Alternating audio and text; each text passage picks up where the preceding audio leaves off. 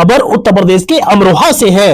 नाबालिगों के e rickshaw चलाने पर रोक, सीएम योगी के निर्देश के बाद अमरोहा में सख्त एक्शन, 3 रिक्शे सीज। मुख्यमंत्री योगी आदित्यनाथ ने राज्य सड़क सुरक्षा परिषद की बैठक में सड़क हादसों को कम करने के लिए अधिकारियों को सख्त निर्देश दिए हैं। खास तौर पर नाबालिगों द्वारा ई रिक्शा चलाने पर पूरी तरह रोक लगाने को कहा गया है। सीएम के निर्देश के बाद अमरोहा में एआरटीओ प्रवर्तन महेश शर्मा की अगुवाई में विशेष अभियान चलाया गया।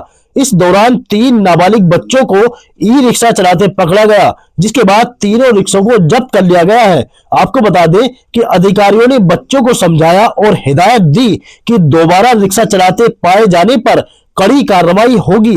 प्रशासन ने साफ कर दिया है कि सड़क सुरक्षा से कोई समझौता नहीं होगा और नाबालिगों द्वारा वाहन चलाने पर सख्त कदम उठाए जाएंगे। वहीं जिले भर में एआरटीओ ने नाबालिगों को खास तौर से समझाया कि आपको ई रिक्शा नहीं चलाना है और अपनी शिक्षा पर विशेष ध्यान दीजिए ताकि आपका जीवन अच्छा हो।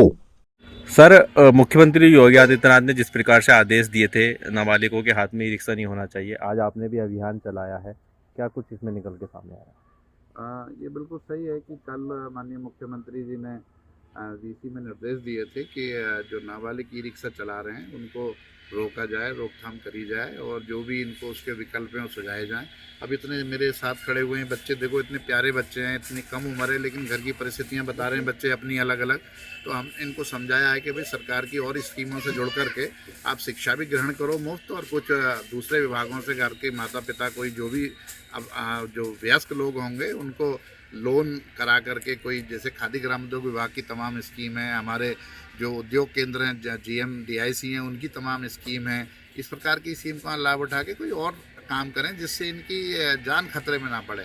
अब अवयस्क हैं, यदि अभी से इन्होंने अपने शरीर को विकलांग बना लिया या इनका जीवन चला गया तो बहुत ही देश का भी नुकसान है, इनके परिवार का और खुद का तो इनका है ही। लेकिन ये बच्चे हमारे अभी ना समझ है, इन्हें जो समझ आया, जिस किसी ने समझाया तो उसी प्रकार से इन्होंने जो है ये ई रिक्शा का संचालन जो है प्रारंभ कर दिया। लेकिन मैंने इनको समझाया है, मुझे उम्मीद है कि ये जो है आगे से ई रिक्शा नहीं चलाएंगे।